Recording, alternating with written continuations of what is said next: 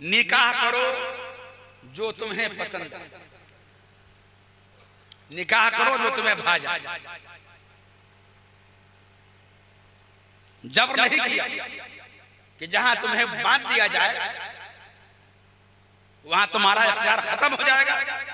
नहीं, बात अगर इख्तियार की आएगी तो परवरदिगारे आलम ने बंदों को पसंद का इख्तियार दिया। फन के हु निकाह करो मा ताबा लकुम, जो तुम्हें भा जाए, जो तुम्हें अच्छी लगे, जो तुम्हें पसंद। इसलिए निकाह अगर कोई चाहे कि मैं खुद देख करके करूंगा तो खुद देख सकता है, नाजायज नहीं।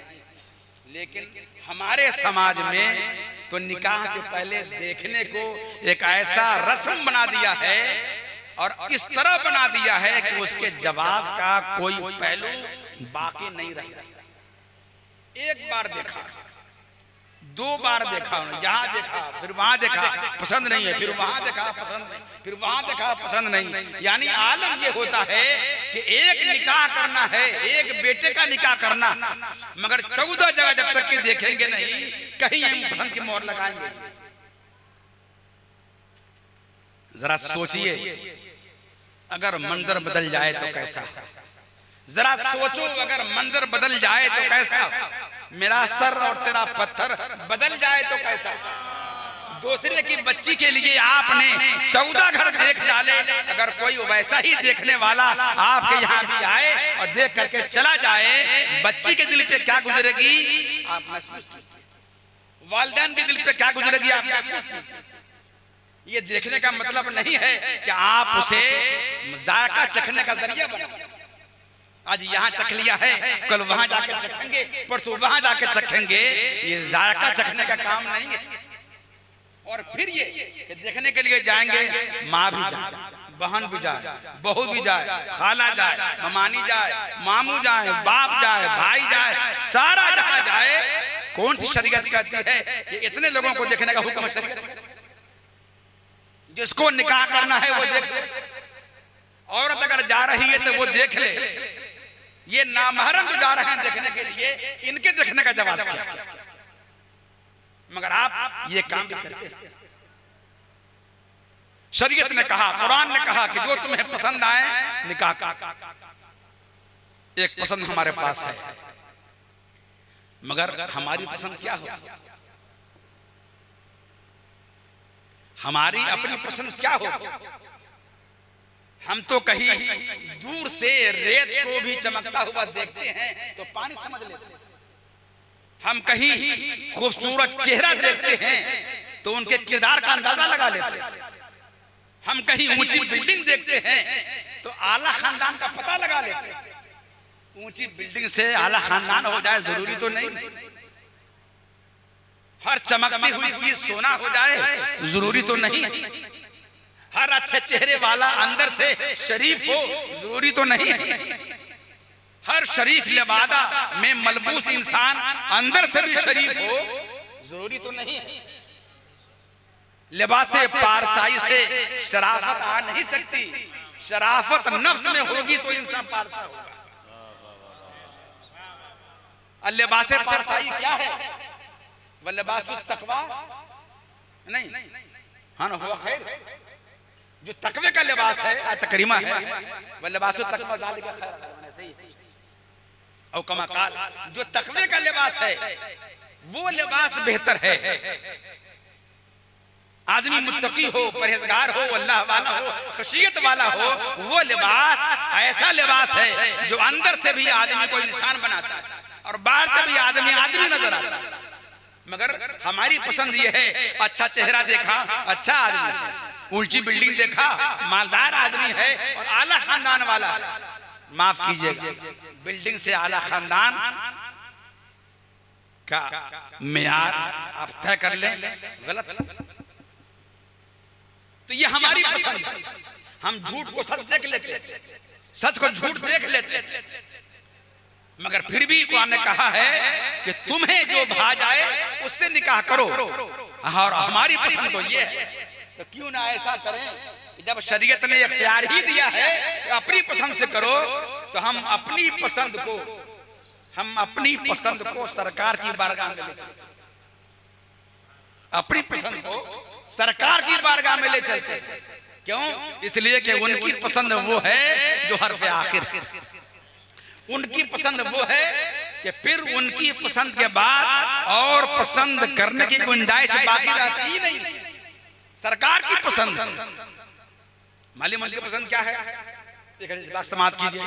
सरकार फरमाते हैं हुब्बा मिन दुनियाकुम सलास, मुझे तुम्हारी दुनिया की 3 चीजें बहुत पसंद है। तुम्हारी दुनिया की 3 चीजें बहुत पसंद है। तुम्हारी दुनिया की, इसका मतलब ये कि सारी दुनिया आपके सामने है, नहीं सारी दुनिया आपके सामने है, वरना पूरी दुनिया के बारे में आप फरमाते नहीं मिन दुनिया कुम, मुझे तुम्हारी दुनिया की।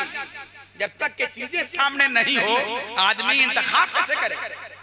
कुल दुनिया से 3 चीजें आपने मुंतखब फरमाई, तुम्हारी दुनिया की। लफ्ज़ तुम्हारे भी कमाल, सरकार ने ये नहीं फरमाया कि मुझे दुनिया की, बल्कि फरमाया तुम्हारी दुनिया की, यानी निगाहे नबूवत देख रही है कि हमारी उम्मत दुनिया से मोहब्बत करेगी, इसलिए फरमाया तुम्हारी दुनिया की मुझे 3 चीजें बहुत पसंद। कौन कौन सी चीज? पहली चीज अत्तीब, खुशबू। दूसरी चीज वन्नसा, औरतें। और तीसरी जो कुर्रतु ऐनी फी सलात, नमाज मेरी निगाहों की ठंडक है। आप कहेंगे नमाज चीज कहाँ है? अरे भाई नमाज चीज नहीं है, बड़ी चीज नहीं, चीज नहीं है, ये तो बड़ी चीज है। इसलिए कि ये इतनी बड़ी चीज है कि रोज महशर के दांत गुदास नबुव्वत अव्वली पुरुष से नमाज हो, ये तो इतनी बड़ी चीज है। मैदान महशर में सबसे पहले नमाजी के बारे में सवाल, और ये दुनिया का अमल है, ये नमाज दुनिया का अमल, इसलिए दुनिया की चीज है, बड़ी चीज है। 3 चीजें हुजूर पाक ने पसंद फरमाई। पहली खुशबू, इस पे एक अलग तकरीर होगी कि सबसे पहली पसंद सरकार की खुशबू ही क्यों है? सबसे पहली पसंद खुशबू क्यों? आखिर खुशबू में ऐसा क्या? दूसरी औरतें मुझे बहुत पसंद। अब अगर कोई कच्चे दिल दिमाग वाला हो तो वो ये सोचेगा कि हुजूर ने औरतों को पसंद किया। खुशबू बात समझ में आती है, नमाज बात समझ में आती है, मगर सरकार फरमाते हैं कि निसा, मुझे औरतें बहुत पसंद है। तो सरकार ने औरतों को पसंद किया। तो फिर अर्ज करूंगा कि मुताला नाकिस होगा, फहम छोटी होगी, और समझदारी अगर वाकई छोटी होगी तो ऐसे ही सोच पैदा होगी। सरकार ने क्या फरमाया? मुझे औरतें बहुत पसंद हैं। ये कहा कि मुझे बीवी बहुत पसंद है, लफ्ज़ बीवी कहा, औरतें कहा है। औरत में माँ भी है, औरत में बेटी भी है, औरत में बहन भी है, औरत में बीवी भी है। यानी बीवी हो, माँ हो, बहन हो, बेटी हो, जितनी सूरतें औरत की बन सकती हैं, सरकार ने एक लफ्ज में सबको समेट करके फरमाया कि मुझे औरतें बहुत पसंद हैं। और दूसरी बात ये भी कि किस दौर में फरमाया? उस दौर में जब बच्चियों को पैदा होते ही जिंदा जमीन में दफन कर दिया करते थे।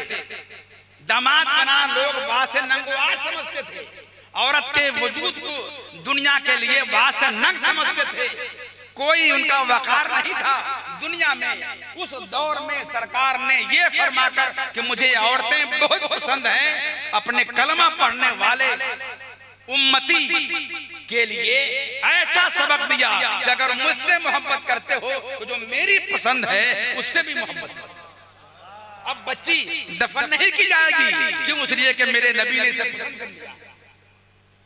अब उनको वक़ार दिया जाएगा, क्यों? इसलिए कि मेरे नबी ने उसे मुकर्रम कर दिया है। लिहाजा माँ हो, बेटी हो, बीवी हो, बहन हो, जो भी हो वो मुकर्रम है, वो ताजीम के लायक है, वो घटिया समझने के लायक नहीं है। ये कोई और मजहब होगा जिनके यहाँ औरत का वजूद उनके लिए शर्म का बास होगा।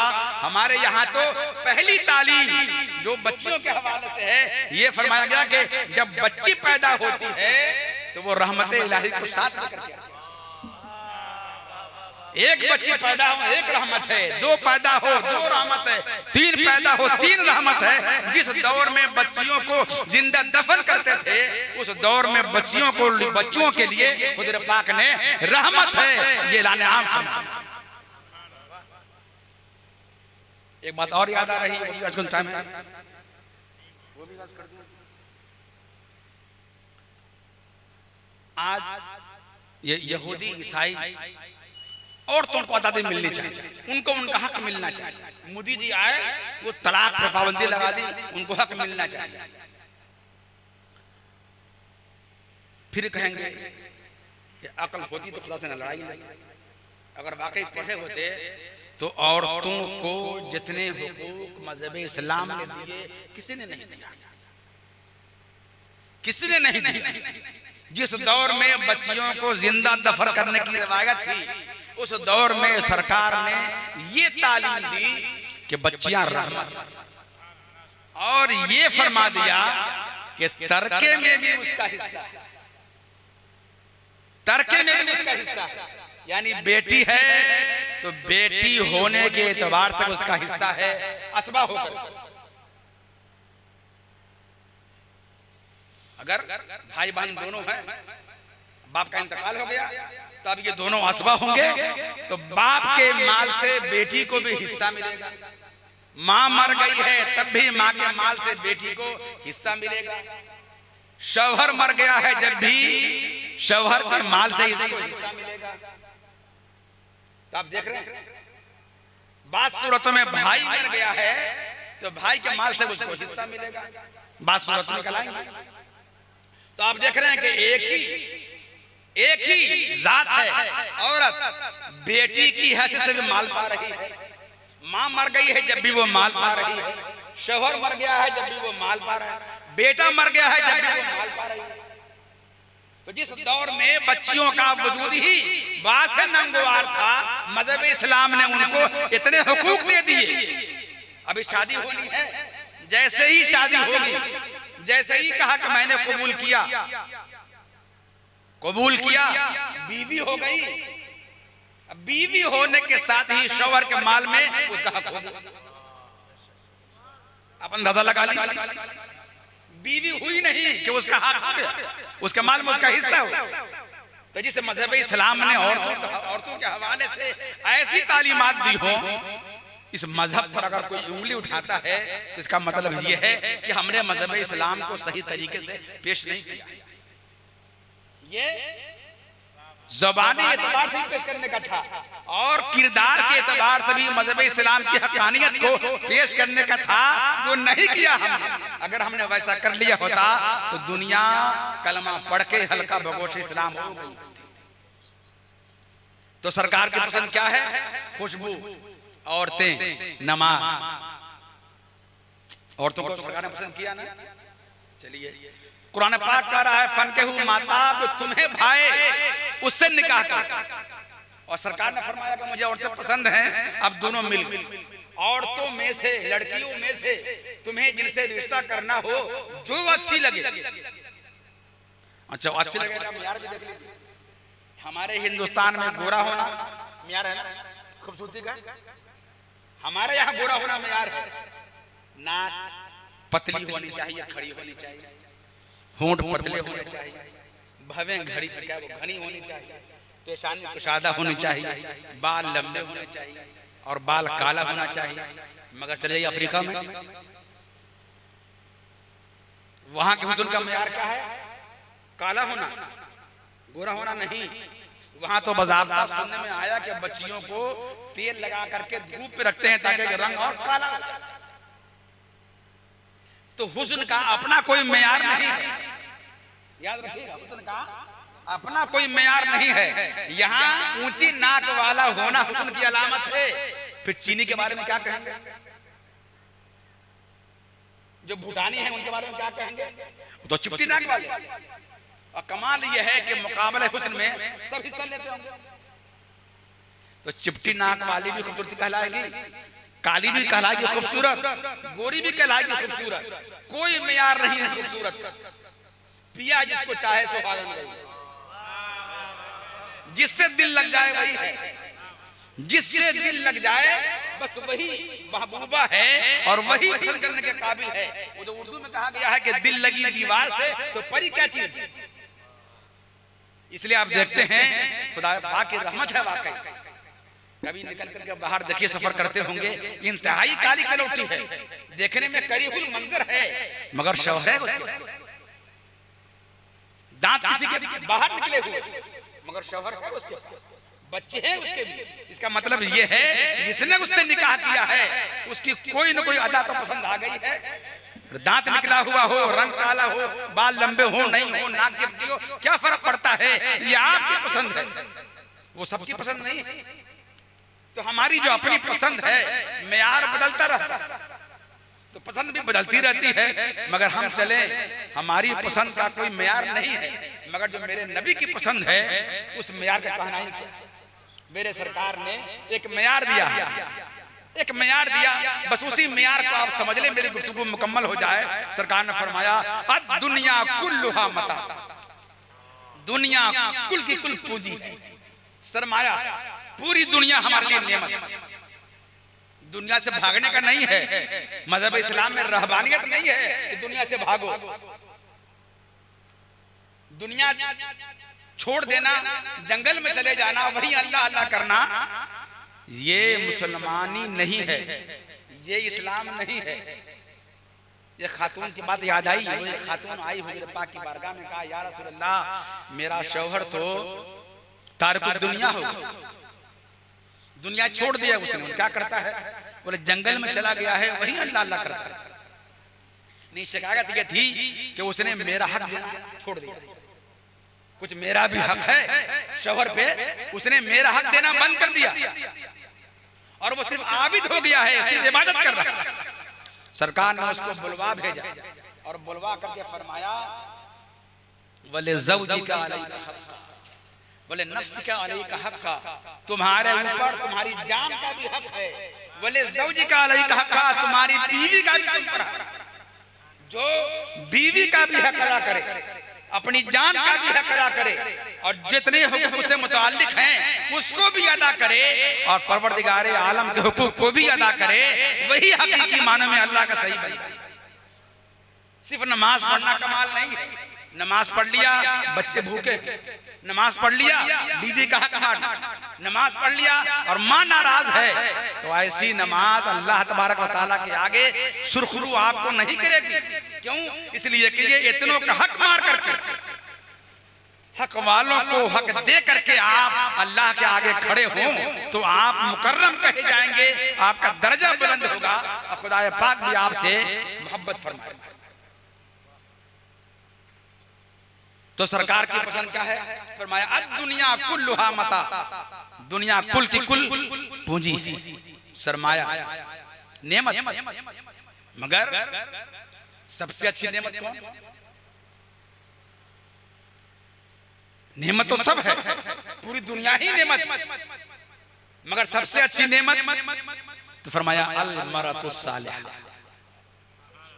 नेक औरत, पाकीज़ा श्रेष्ठ औरत, पाकबाज औरत, दीनदार औरत, तकवाशियार औरत, परहेजगार औरत, शौहर के हुकूक को पहचानने वाली औरत, बच्चों की तालीम और तरबियत पे निगाह रखने वाली औरत, अपने वालिदैन के हुकूक को निभाने वाली औरत, वो औरत जो सालिहा हो, पाक हो, इबादत गुजार हो, वो सबसे अच्छी नेमत।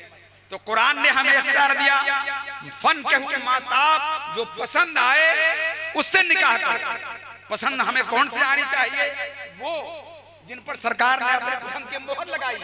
फरमाया कि कुल की कुल दुनिया तुम्हारे लिए नेमत है, मगर जो नेक औरत है वही सबसे अच्छी नेमत है। लिहाजा अगर पसंद करने के लिए निकलो तो अपने मियार को बुलंद करो, जो सरकार की पसंद है उस पसंद पर अपनी पसंद को कुर्बान करो। घर में अगर लाना है वो औरत लाओ, वो औरत लाओ जो तुम्हारे घर को जन्नत बनाए।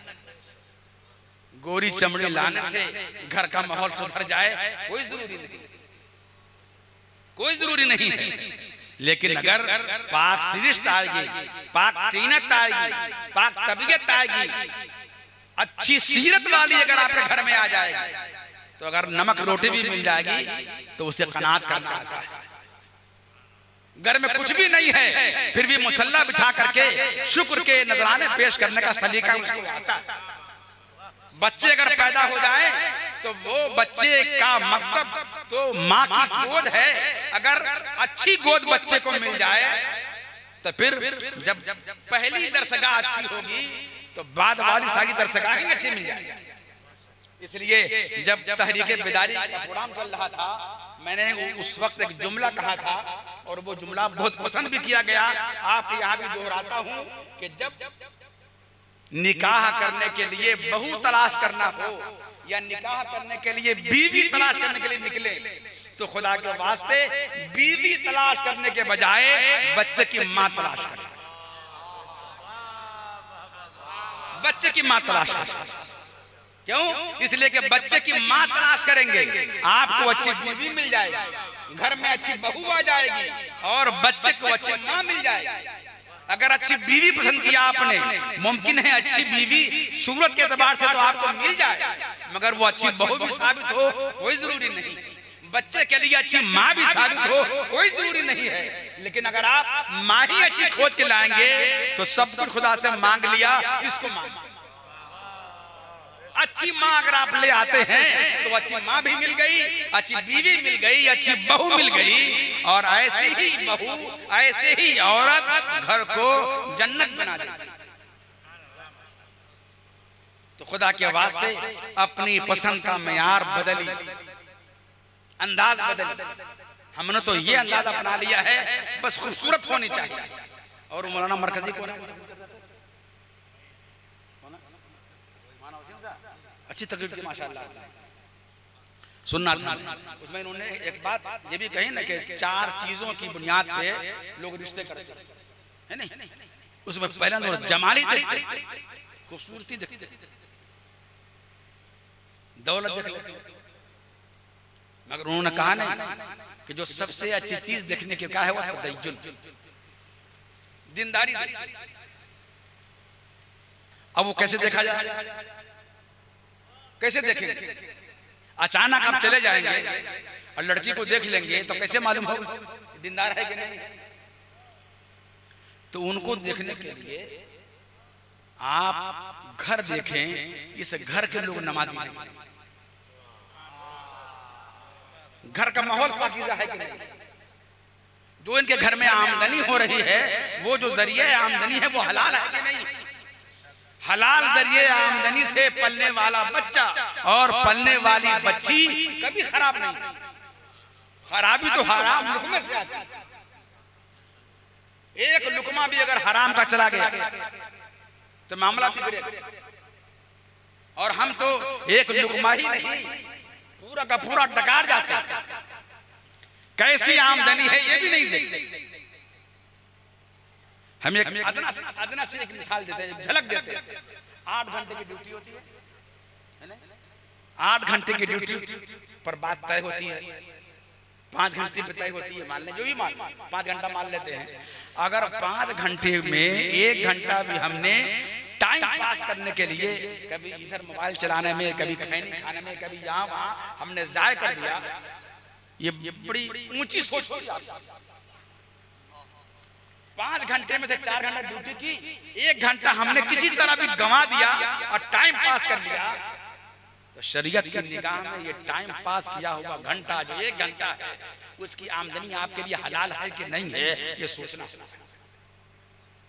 सिर्फ वही हराम नहीं है कि ताड़ी का कारोबार, शराब का कारोबार, ये भी देखना जो काम हम जिसके यहाँ करते हैं हमने ड्यूटी सही की है कि नहीं की। अगर 1 घंटे में आधा घंटा भी ड्यूटी हमने नहीं की तो वो पैसा हमारे लिए नहीं है। और आप कहेंगे कि भाई ऐसे आदमी मिल सकते हैं, एक आदमी मिला। मौलाना मजरुल हक यूनिवर्सिटी में डॉक्टर मुमताज साहब हैं, अभी वहाँ परिदार शरिया में थे, अब वहाँ हैं। वो बता रहे थे कि एक साहब आए, उनका कि हजरत मैंने कभी आधा घंटा कभी 20 मिनट लेट आया हूँ और मैंने तमाम को जोड़ कर, मैं किस दिन कितने घंटे कितना मिनट लेट आया हूँ, मैंने तमाम को जोड़ कर रखा है, तनख्वाह मिली है तो मैंने उतने घंटे को निकाल दिया है, ये पैसा कहाँ दे दूं? सोच देखिए, है भी मुमकिन है कि वो पैंट पहनने वाला हो, शर्ट पहनने वाला हो, दाढ़ी नहीं रखी है उसने, मान लेते हैं, मगर सोच तो ऐसी है कि कुर्बान हो जाए। ऐसी सोच में, यानी पैंट में भी इस्लाम रहता है, बगैर दाढ़ी का भी इस्लाम रहता है। ये अलग बात है कि उसने इस्लाम तो दाढ़ी कामलियत तो दाढ़ी नहीं, मुकम्मल तो वही है, लेकिन नाकिसी सही, उस नाकिस में एक पहलू इतना कामिल है कि हम जैसे लोगों को भी उससे सीखने की जरूरत है। क्या पाकीज़गी है। आप कहेंगे कि ये हलाल रकम का असर क्या होता है, एक वाकया सुनिए फिर बात खत्म करता हूं। हजरत इब्राहिम बिन अदहम, बड़ा मशहूर नाम है हजरत इब्राहिम बिन अदहम, बैतुल मुकद्दस में एक बार वो नमाज पढ़ने के लिए हाजिर थे, ईशा की नमाज। ख्वाहिश हुई कि ईशा की नमाज पढ़ने के बाद रात मस्जिद के अंदर ही रह जाए, तो जब दरवाजा बंद होने लगा वो चिताई में छुप गए। एक ये भी पहलू है, रात मस्जिद के अंदर रह जाएं ताकि इबादत कर सके। एक हम हैं कि मस्जिद जाना गवारा, उनको निकलना गवारा नहीं है, हमको जाना गवारा नहीं। बेबी तफावत रह अज कुजा ताबा कुजा, सफर शुरू कहां से हुआ था, कहां पहुंचे। दरवाजा बंद कर दिया, खादिम ने चला गया। रात में ये निकले, अपनी इबादत शुरू की, एक कोने में चले गए, इबादत करने लगे, दरवाजा बंद है। अचानक रात में 2-3 बजे दरवाजा खुला, जिन्नात की जमात, जिन्नात हम लोग देखते हैं किसी को भूत आ गया है, वो जिन्नात आ गया है, वो खबीस आ गया हुआ है, तो सिर्फ जिन्नात वैसे ही नहीं होते, जिन्नात ऐसे भी। कुरान शरीफ में है ना, वमा खलक़तुल जिन्ना वल इंसा इल्ला लियअबुदून, हमने जिन्नात को और इंसान को अपनी इबादत के लिए पैदा किया। तो इंसान में से कुछ खबीस हो गए, है ना, अल्लज़ी युवस्विसु फी सुदूरिन नास मिनल जिन्नति वन नास। वहां क्या फरमाया, वमा खलक़तुल जिन्ना वल इंसा इल्ला लियअबुदून, जिन्नो इंस को पैदा किया अपनी इबादत के लिए। जब यहाँ आखिरी सूरा कुरान पाक की, उसमें क्या कहा गया, अल्लज़ी युवस्विसु फी सुदूरिन नास, जो लोग इंसान के सीने में वसवसे पैदा करते हैं वो कौन है, मिनल जिन्ना, जिन्नात में से, व नास, लोगों में से। तो इसमें इबादत गुजार भी हैं, इसमें बदमाश भी हैं, वैसे ही जिन्नात में इबादत गुजार भी हैं, नेकोकार भी हैं और बदमाश भी हैं। वो जो वहां पहुंचे वो नमाजी लोग, अब उसका इल्म देखिए, नमाज पढ़ लिया उन लोगों ने भी, अब हल्का बना के बैठे, हल्का बना करके बैठे, तो अब गुफ्तगू हो रही है, ये पूछ रहे हैं इसमें कोई हमारी जमात के अलावा भी आज कोई मस्जिद में है, क्योंकि वो कोने में थे। तो जिन्नात में जब हल्का बना के बैठे तो गुफ्तगू होने लगी, आज इस मस्जिद में कोई हमारे अलावा भी है। तो दूसरे ने कहा कि हाँ हाँ इब्राहिम बिन अदहम है, इब्राहिम बिन अदहम है। तीसरे ने कहा कि आज उनको नमाज में लुत्फ नहीं आ रहा, ये तो अंदर की बात, नमाज में आजकल उनको लुत्फ नहीं आ रहा। चौथे ने कहा कि हाँ वो एक बार वो बाजार से उन्होंने खजूर खरीदा था, जब दुकानदार ने उनको थैले में रखना चाहा, कुछ खजूरें नीचे गिर गई, उन्होंने उसको उठा करके थैले में रख लिया, धोखे से कुछ खजूरें वो भी आ गई जो उनकी नहीं थी। उस खजूर के खाने के बाद ये असर हो गया है कि अब उनको नमाज पढ़ने में लुत्फ नहीं आया। अल्लाह अकबर, धोखे से कुछ खजूरें उनके थैले में आ गई और उस खजूर को उन्होंने खा लिया, तो ये असर हुआ कि उनकी नमाज बेकैफ, उनको नमाज में लुत्फ नहीं मिलने लगा। तो जब धोखे से खजूर खा ले कोई अल्लाह का वली तो कैफियत जाती रहे, यहाँ हमारा और आपका आलम तो ये है कि पता नहीं किसके यहाँ कैसी रकम है, कैसी ग़िज़ा है, कैसा खाना है, और हम इस्तेमाल कर लेते। फिर कैफियत कहाँ से पैदा? इसलिए एक एक लुकमे को हलाल तरीके से कमा करके इस्तेमाल। यहाँ जब रिश्ता होता है तो हाँ भाई लड़के की आमदनी क्या है, तो फलाना है, और आवटी आमदनी क्या है, ये भाई ये आवटी आमदनी क्या होती है? ये तो हराम माल का दूसरा नाम नहीं, हराम जरिए आमदनी का दूसरा नाम रखा है कि आवटी आमदनी क्या है? आवटी आमदनी क्या हो सकती है? रिश्वत होगी, यही ना। और ये पूछ करके आप रिश्ता करते हैं। याद रखिएगा, उन्होंने एक बात और अर्ज की थी अपनी तकरीर में कि शादी करो मालदार हो जाओ। कहा नहीं था? तो मालदार घर खोज के शादी करोगे कि घर में दौलत आगी कंगाल बना दिए जाओ। और अगर ताकबाज दे करके लाओगे खुदा पाक उसके कदम की बरकत से तुम्हारे घर में खुशहाली ले आए। मालदारी यही नहीं है कि घर में दौलत की रेल पेल हो। मालदारी ये है कि कभी खुदा पाक तुम्हें ऐसा मोहताज न करे कि किसी के आगे हाथ फैलाना पड़े। ये मालदारी, हाथ फैलाने की नौबत नहीं आए, सारा काम होता रहे हमारा, ये मालदारी है। और खुदा पाक हम सबको ऐसा मालदार बनाए, उसके मोहताज रहें। वो कहता भी है वल्लाहु गनीयुन व अंतुमुल फकरा, अल्लाह ही गनी है, बेनियाज है, तुम सब मोहताज हो, फकीर हो। तो हम जो गनी है उसके फकीर हो जाएं, फिर दुनिया में किसी और के फकीर होने की जरूरत ही नहीं पड़ेगी। लेकिन हमने उसका दर छोड़कर किसी और का दर पकड़ा है जो मोहताज है।